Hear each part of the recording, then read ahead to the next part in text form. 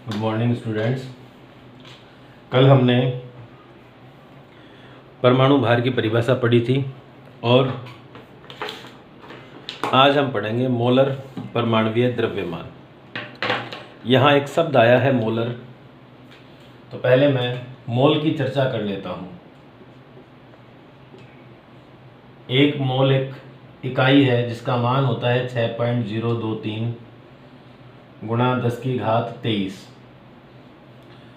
यह ठीक वैसे ही है, ये दशमलव हटाओगे तो 3 जीरो हट जाएंगे, तो 023 इसके आगे आपको 20 जीरो लगा देने हैं।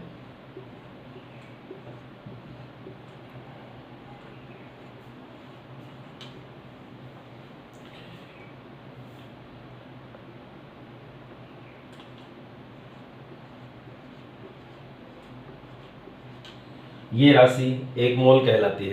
जैसे एक दर्जन या एक डजन जो होता है वो होता है 12, एक पखवाड़ा होता है 15 दिन का। उसी प्रकार से एक मोल के अंदर ये राशि होती है 6.023 गुणा 10⁻23। मैं थोड़ा लेंस साफ कर लेता हूँ। इसको कहते हैं बेटा एक मोल, और इतने परमाणुओं का द्रव्यमान मोलर परमाणुवीय द्रव्यमान कहलाता है। तो अगली डेफिनेशन क्या आती है? मोलर परमाणुवीय द्रव्यमान। बात यह आती है कि इतने सारे परमाणुओं के द्रव्यमान की बात क्या है। देखिए, बहुत सिंपल है। जब हम किसी पदार्थ को अपने सामान्य जीवन में काम में लेते हैं, मेरी बात को ध्यान से सुनना, जब हम किसी पदार्थ को अपने सामान्य जीवन में काम में लेते हैं तो उसे एटॉमिक मास यूनिट में नहीं तोल सकते। जिस परमाणु को हम देख नहीं सकते उस परमाणु के इकाई में तोल पाना उसको संभव नहीं है। तो तोलने के लिए हमें मात्रा चाहिए ग्राम में। तो ग्राम में मात्रा लेने के लिए एक मोल का उपयोग किया जाता है। बेटे, मोटे शब्दों में आप समझो इस बात को कि मैंने आपसे ये कहा था कि अगर कार्बन की बात करूं तो कार्बन का जो द्रव्यमान है वो हमने परमाणुवीय द्रव्यमान 12 एटॉमिक मास यूनिट पढ़ा था कल की क्लास में। हीलियम का हमने 4 AMU या म्यू पढ़ा था। हाइड्रोजन का हमने 1 म्यू पढ़ा था। नाइट्रोजन का हमने 14 म्यू पढ़ा था। अगर मैं इन सबको ग्राम में ले लूं, कार्बन को 12 ग्राम ले लूं, हीलियम को 4 ग्राम ले लूं क्योंकि ग्राम में तोलना आसान है, हाइड्रोजन को 1 ग्राम ले लूं, नाइट्रोजन को 14 ग्राम ले लूं, तो उसमें परमाणुओं की संख्या कितनी होगी? 6.023 गुणा 10⁻23। इस एक मोल में जो राशि है इसे आवोगाद्रो संख्या कहते हैं, आवोगाद्रो संख्या। और इसको शॉर्ट में एन के नीचे कैपिटल ए से रिप्रेजेंट करते हैं। तो मैं ये कह सकता हूं आवोगाद्रो संख्या के बराबर परमाणुओं का द्रव्यमान मोलर परमाणुवीय द्रव्यमान कहलाता है। या ये कह सकता हूं कि एक मोल परमाणुओं का द्रव्यमान मोलर परमाणुवीय द्रव्यमान कहलाता है। तो मोलर परमाणुवीय द्रव्यमान की परिभाषा क्या हो गई?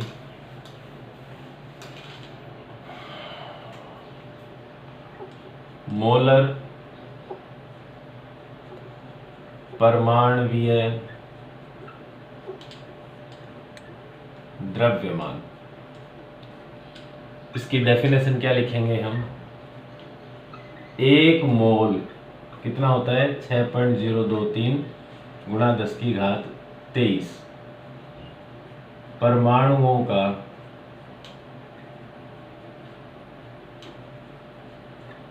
ग्राम में भार। मोलर परमाणुवीय द्रव्यमान कहलाता है। मोलर परमाणुवीय द्रव्यमान कहलाता है। एक मोल परमाणुओं का ग्राम में भार मोलर परमाणुवीय द्रव्यमान कहलाता है। तो मोलर परमाणुवीय द्रव्यमान हो गया। अब अगर मैं बात करूं बेटे कि किसका कितना होता है, तो हम कुछ एक की बातें कर लेते हैं। कुछ एलिमेंट ले लेता हूं मैं। यहाँ हमने लिया तत्व और यहाँ हो गया मोलर परमाणुवीय द्रव्यमान। अगर मैं 1 मोल हाइड्रोजन ले लूं, 1 मोल का मतलब इतने हाइड्रोजन ले लूं, तो उसका मोलर परमाणु द्रव्यमान 1.008 ग्राम होगा। अगर मैं हीलियम ले लूं तो 4 ग्राम होगा। अगर मैं लिथियम ले लूं तो 7 ग्राम होगा। कार्बन का 12 ग्राम होगा। नाइट्रोजन का 14 ग्राम होगा। ऑक्सीजन का 16 ग्राम होगा।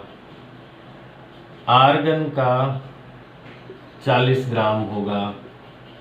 कैल्शियम का 40 ग्राम होगा। तो ये हो गए इनके मोलर परमाणुवीय द्रव्यमान। क्लोरीन का 35.5 ग्राम होगा।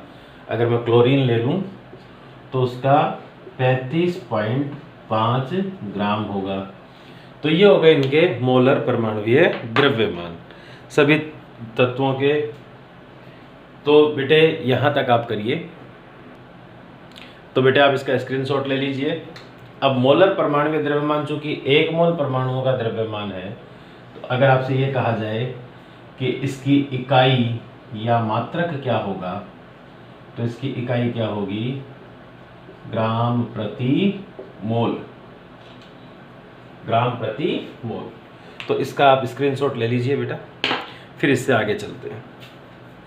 तो तीनों चीजें, 3 परिभाषाएं मैंने आपको बताई थी जिन्हें आपको याद रखना है। एक मैंने बताया था आपको परमाणुवीय द्रव्यमान, और एक मैंने आपको बताया था परमाणु भार, और एक हमने पढ़ा है मोलर परमाणुवीय द्रव्यमान। एक तो द्रव्यमान संख्या पढ़ी थी हमने, प्रोटॉन तथा न्यूट्रॉन की संख्या। एक हमने पढ़ा अणु भार, परमाणु भार। तो किसी तत्व का एक परमाणु कार्बन 12 के 1/12 भाग से जितना गुना भारी है वह उसका परमाणु भार कहलाता है। और एक हमने अभी पढ़ा मोलर परमाणुवीय द्रव्यमान, और वो परिभाषा क्या है? 1 मोल परमाणुओं का भार उसका मोलर परमाणुवीय द्रव्यमान कहलाता है, जो हमें ग्राम में ज्ञात किया जाता है। हम ग्राम में काम में लेते हैं। तो बेटे मोलर परमाणुवीय द्रव्यमान के बाद अब हम बात करेंगे मोलर आणविक द्रव्यमान की। तो मोलर आणविक द्रव्यमान जो होता है वो क्या होगा? पहले हम अणु भार की बात कर लेते हैं। अणु भार एक शब्द है। तो अणु भार की डेफिनेशन तो वैसे ही होगी। देखो, अगर हम गेहूं तोलें या हम चीनी तोलें, हम कोई भी चीज अगर तोल रहे हैं तो हमारे लिए इकाई तो 1 किलो ही होती है ना। 1 किलोग्राम का बाट होता है, वही इकाई होती है। तो ऐसे ही परमाणु भार ज्ञात करते समय हमने इकाई किसको माना था? कार्बन 12 के 12वें भाग को, इसी को माना था। तो ये हमारा वो बाट है जिस बाट से हम तोलेंगे। कार्बन का एक परमाणु लिया, उसके बराबर 12 टुकड़े किए, और एक टुकड़े को हमने इकाई मान लिया। वो हमारा इकाई जो है वो बाट है। ठीक है, कार्बन हमने लिया, कार्बन के हमने 12 टुकड़े किए, और वो जो इकाई है वो हमारा बाट है बेटा। अब मैं जब परमाणु तोलूं तब भी मेरे पास में तराजू में, मान लो ये तराजू है, अच्छे से समझ लो, सरल सी बात है, एक बार समझ में आ जाएगी तो कभी कंफ्यूजन नहीं होगा। ये तराजू है, इस तराजू में मेरे पास में यहाँ वो कार्बन 12 का 1/12 भाग रखा हुआ है। थोड़ा सा बड़ा बना लेते हैं। ये 1/12 भाग रखा हुआ है, यानी इकाई रखी हुई है। अब यहां मैं परमाणु तोलूं,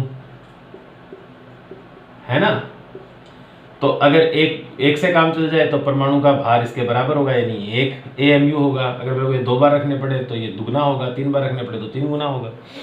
जैसे हम सामान तोलते हैं कि आपके पास एक साइड में सामान है, दूसरे साइड में बाट है। अगर कोई सामान 1 किलो के बाट से दुगना भारी है तो आपको 1 किलो की जगह 2 किलो का बाट रखना पड़ेगा। 5 गुना भारी है तो 5 किलो का बाट रखना पड़ेगा। अब अगर मैं यहाँ परमाणु की जगह अणु रख दूं तो अणु का भार आ जाएगा। परमाणु क्या होता है? परमाणु होता है किसी तत्व की वह सबसे छोटी इकाई जो किसी रासायनिक अभिक्रिया में भाग लेती है। और अणु क्या होता है? किसी तत्व अथवा यौगिक की वह सबसे छोटी इकाई जिसका स्वतंत्र अस्तित्व संभव है ना। तो परमाणु और अणु में पहले तो फर्क समझ लो आप थोड़ा सा, उसके बाद में आपको अणु भार की बात करूंगा। हाइड्रोजन की सबसे छोटी इकाई है H, लेकिन क्या H स्वतंत्र रूप से रह सकता है? तो आप कहेंगे नहीं सर, ये नहीं रह सकता, ये H2 के रूप में रहता है, या किसी यौगिक के अंदर क्रिया करके उसके साथ कुछ और बना लेता है, जैसे H2O, HCl, HNO3, ये सब है ना। तो हाइड्रोजन अकेला H के रूप में कभी नहीं रह सकता, लेकिन जब रासायनिक क्रिया में भाग लेगा ना तो ये H2 टूटेगा और इसके टूटने से 2 हाइड्रोजन परमाणु बनेंगे। तो जो अकेला है, जो रासायनिक अभिक्रिया में भाग लेता है, उसको तो कहते हैं बेटा परमाणु, और जिसका स्वतंत्र अस्तित्व संभव है वो है अणु। तो यहां परमाणु और अणु की 2 डेफिनेशंस आपके सामने आ गई। मोटे तौर पे जो आपको याद रखनी है वो क्या है? परमाणु किसको कहते हैं बेटा? तत्व की वह सबसे छोटी इकाई, वह सबसे छोटी इकाई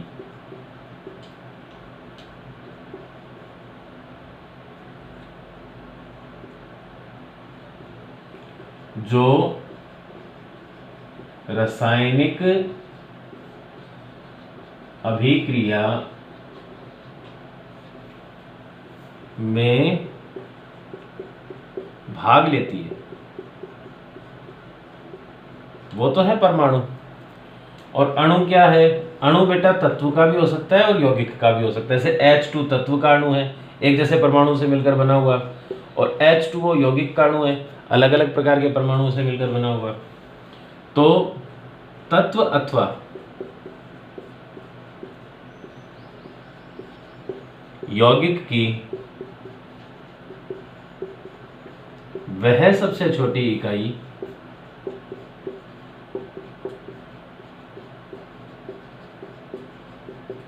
जिसका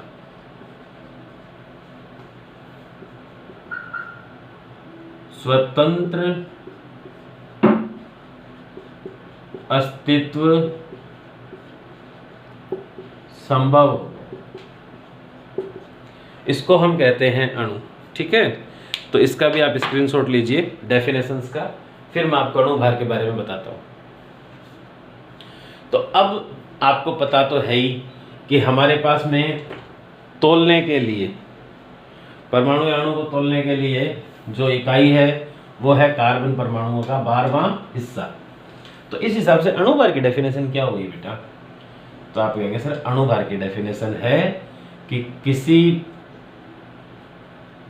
पदार्थ, अब ये पदार्थ तत्व भी हो सकता है और यौगिक भी हो सकता है, का एक अणु कार्बन 12 के 1/12 भार भाग से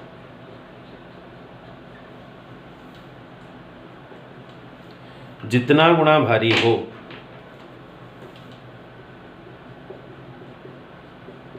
जितना गुणा भारी हो वह उसका अणु भार कहलाता है।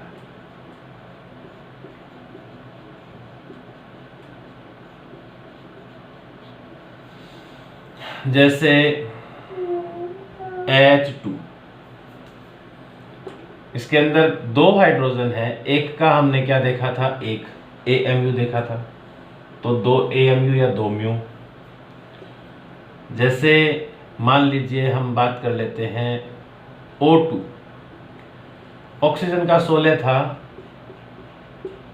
तो कितना हो गया? 32 म्यू। हम बात कर लेते हैं N2, नाइट्रोजन का 14 था, 14 दूनी 28, 28 म्यू।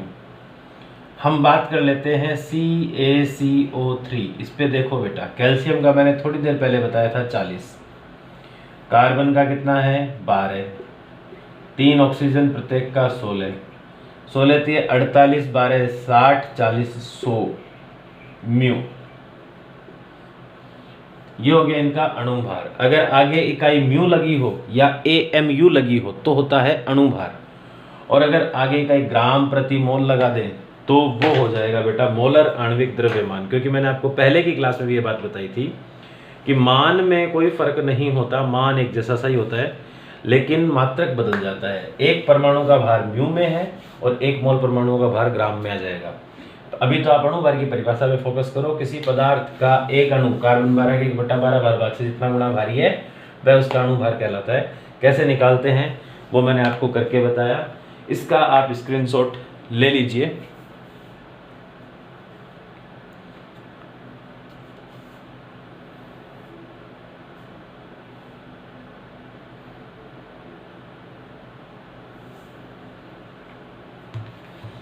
इसके बाद बेटे आता है मोलर आणविक द्रव्यमान।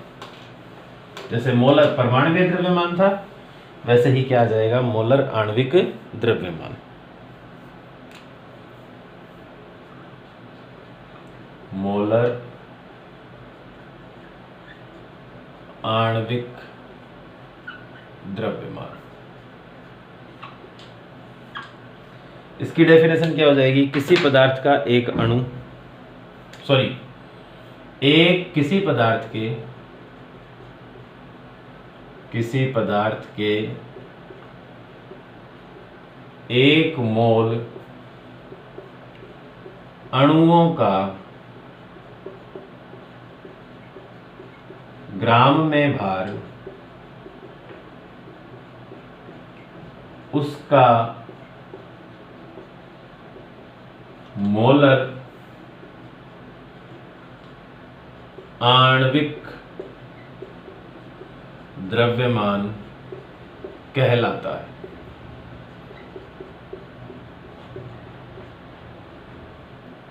इसका मात्रक या इकाई ग्राम प्रति मोल होती है। और 1 मोल क्या होता है? अवोगाद्रो संख्या। मान लो कार्बन डाइऑक्साइड है, तो अब मैंने एक अणु नहीं लिया है कार्बन डाइऑक्साइड का, बल्कि 1 मोल अणु लिए हैं, और 1 मोल अणुओं का मतलब क्या होता है? 6.023 गुणा 10 की घात 23। अब बेटे मान लो आपको ये कहा जाए कि ये अणु है कौन कौन से, जैसे अभी मैंने लिया था CaCO3, ये ले लो, एक ले लो MgSO4, एक ले लो AlCl3, एक ले लो CO2, और ये कहा जाए कि इन सब का आप मोलर आणविक द्रव्यमान ज्ञात करो। तो मोलर आणविक द्रव्यमान निकाल लो बेटे, जैसे हमने अभी कैलकुलेट किया था ठीक वैसे ही कैलकुलेट होगा। कैल्शियम का 40, अब की बार ये ग्राम में है क्योंकि एक कैल्शियम नहीं है, 1 मोल है। कार्बन का 12, 3 ऑक्सीजन प्रत्येक का 16, टोटल अभी आया था आपको याद होगा 100। तो अब ये 100 AMU नहीं है, ये है 100 ग्राम प्रति मोल। जब स्पेलिंग लिखनी होती है मोल की तब वो होती है MOLE, लेकिन जब मैं मात्रक के रूप में मोल लिखूंगा तब लिखूंगा MOL। ठीक है, MOLE इसका नाम है, और मात्रक के रूप में जब मोल लिखेंगे तो क्या लिखेंगे? MOL। जैसे ग्राम जब हम लिखते हैं तो पूरा ग्राम लगाने के बजाय हम उसके आगे GM लिखते हैं ना। ग्राम की स्पेलिंग क्या है? GRAM, लेकिन जब हम किसी पदार्थ के आगे मात्रक लगाते हैं तो क्या लिखते हैं? GM, है ना। तो इसी तरीके से बेटा मोल जो है उसके लिए आप मात्रक लगाओगे तो क्या लिखोगे? MOL लिखोगे। मैग्नीशियम सल्फेट की अगर मैं बात करूं तो मैग्नीशियम सल्फेट, मैग्नीशियम का जो भार होता है बेटे वो होता है 24, सल्फर का होता है 32, 4 ऑक्सीजन प्रत्येक का 16। तो अब देखो 16 चौक 64, 64 और ये 6 आप देख रहे हो 70, 70 और 50 120। तो ये आया आपके पास में 120 ग्राम प्रति मोल। ऐसे ही आप एल्युमिनियम क्लोराइड का कैलकुलेट करो। तो एल्युमिनियम क्लोराइड का जब हम कैलकुलेट करते हैं तो एल्युमिनियम का भार होता है 27। आप अपनी कॉपी के लास्ट पेज पे परमाणु द्रव्यमान लिख लेना, जो जो मैं काम में लेता जा रहा हूँ, जो जो काम आएंगे वो आपको याद हो जाएंगे। 3 क्लोरीन, क्लोरीन का मैंने आपको अभी बताया था 35.5, आपको याद होगा। तो जब आप इसको जोड़ोगे तो ये टोटल आएगा 133.5 ग्राम, 133.5 ग्राम प्रति मोल। ऐसे ही कार्बन डाइऑक्साइड की बात कर लेता हूँ। तो कार्बन डाइऑक्साइड की बात करोगे तो कार्बन का कितना होता है, आप जानते हो 12, 2 ऑक्सीजन प्रत्येक का 16, तो 16 दूनी 32 और 12 44, तो इसका क्या आ गया 44 ग्राम प्रति मोल। बेटे जो जो बच्चे क्लास ले रहे हैं यहाँ तक का पूरा याद कर लेना। यहाँ तक का याद करने के बाद हम इससे आगे का पढ़ेंगे। तो आज की क्लास में इतना ही, मिलते हैं नेक्स्ट क्लास में। तब तक घर पे रहें, सुरक्षित रहें, अपना और अपनों का ख्याल रखें। Take care.